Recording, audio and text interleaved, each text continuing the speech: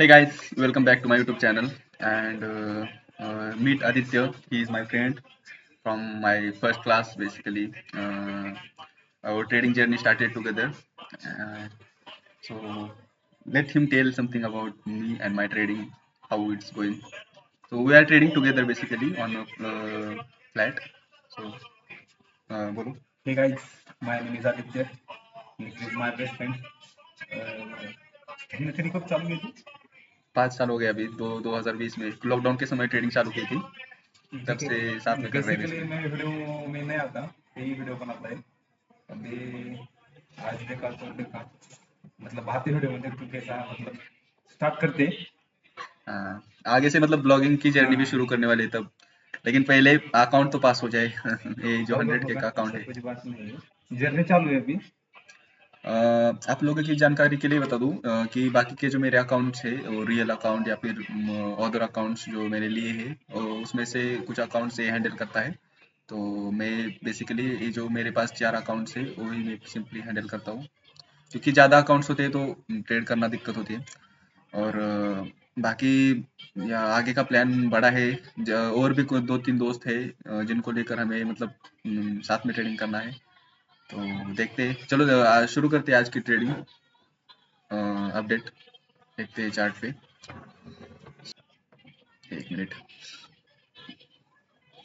तो ये है हमारा 100K का अकाउंट जो कि फिलहाल फेज 2 में है और ये फिलहाल 2.8% अप है आज के दिन के ट्रेडिंग के बाद। तो जब हमें ये अकाउंट मिला था डे वन को ही ये 2% अप था, लेकिन उसके बाद ये जो 5 दिन है ये बेसिकली एक दिन के मिस्टेक की वजह से मतलब ये 5 दिन वेस्ट गए, लेकिन कोई बात नहीं मतलब। लॉजिस्टिक। हाँ, हाँ, लूजिंग वही स्ट्रिक तो। लग गई। बेसिकली इस दिन सेकंड ही डे मतलब फर्स्ट दिन 2% प्रॉफिट किया, फिर अगले दिन 4% डाउन गया था अकाउंट। उस वजह से रिकवर करने में टाइम लगा और अभी फिलहाल ये अकाउंट 3% पे। तो देखते हैं ट्रेड कौन से हैं। आज के 3 ट्रेड से उसमें से पहला वाला ए है $1300 प्रॉफिट, इसमें गोल्ड का short position. Let me show you on the chart. So यहाँ पे मैंने शॉर्ट किया था। The logic of the trade is simple because market is in down trend basically from at this point it is making lower low, so it making breakup structure and all this. मैं ज़्यादा मतलब SMC नहीं use करता है, लेकिन basic जो market का trend है वो आइडेंटिफाई करने के लिए देख सकते हैं। तो यहाँ पे जो मार्केट साइडवेज हुआ था, तो जब मार्केट ने यहाँ से पहली बार नीचे की साइड लिक्विडिटी ली, फिर ऊपर की लिक्विडिटी लेकर जब मार्केट फॉल हुआ, तब रिटेस्ट पे आते ही मैंने 0.5% फिबोनाची के लेवल पे एंट्री बनाई। और इसमें मैंने जैसे हर रोज का होता है मतलब 1% रिस्क लिया और 2% का टारगेट रखा। सो यहाँ तक का टारगेट था। और क्या हुआ कि जब ट्रेड चालू था तो रनिंग पोजीशन शुरू थी। तो जब मार्केट ने 1:1.5 टारगेट कंप्लीट कर दिया तो मार्केट यहाँ तक था 85 तक। तब यहाँ बेसिकली थोड़ा कंसोलिडेट करने लगा और मुझे लगा कि ये जो लिक्विडिटी है मतलब यहाँ का लिक्विडिटी लेके मार्केट ऊपर जा सकता है, क्योंकि वैसे भी मार्केट बुलिश है तो ज़्यादा चांसेस थे कि मतलब लिक्विडिटी लेके ऊपर जाए।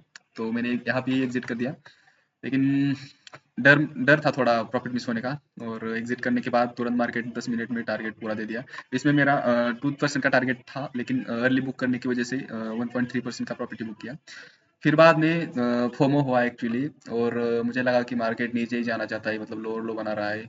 और मैंने फिर से यहाँ पे शॉर्ट किया।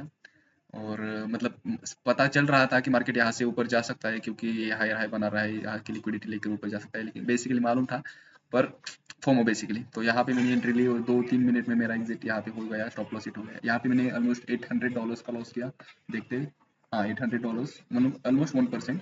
तो मैं $400 प्रॉफिट में था डे के लिए यहाँ पे।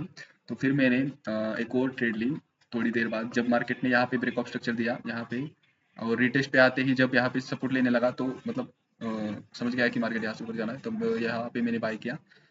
स्टॉप लॉस बिलो स्विंग था। और 1 मिनट। यहाँ पे इस ट्रेड में भी एक इंटरेस्टिंग बात हुई थी जो कि हाँ देख सकते हैं। एक्चुअली मैंने ट्रेड जो लिया था ये इस कैंडल के क्लोजिंग पे लिया था, और जैसे मैंने लिया मेरा स्टॉप लॉस इधर ही था, इस कैंडल के लो पे। तो एंट्री लेते ही मार्केट एग्जैक्टली मेरे स्टॉप लॉस के करीब आ गया, मतलब पूरा स्टॉप लॉस हिट हो ही जाता मतलब एक्चुअली।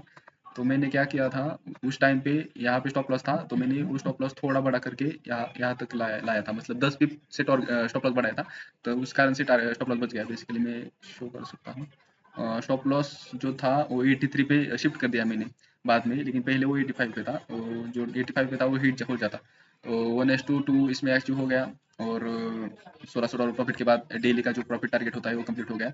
ये जो ट्रेड है लास्ट वाला, ये मैंने सभी अकाउंट में लिया था, इसलिए टीके के अकाउंट थे जो पहले डाउन थे, अभी ब्रेक इवन स्टेज पे आ रहे हैं धीरे धीरे, तो 50 के अकाउंट है ये, मतलब ऑलमोस्ट ब्रेक इवन आ गया है, और दूसरा वाला थोड़ा डाउन है जो 2%, एंड 100 का जो दूसरा अकाउंट है फेज 2 वाला वो अभी 1% डाउन है। तो मेरा मेन फोकस यही है कि अभी ये जो 100 का फेज 2 अकाउंट है इसे पास करना है, अभी 3% प्रॉफिट टारगेट बनाना है। क्या लगता है कितने दिन में पास हो जाएगा?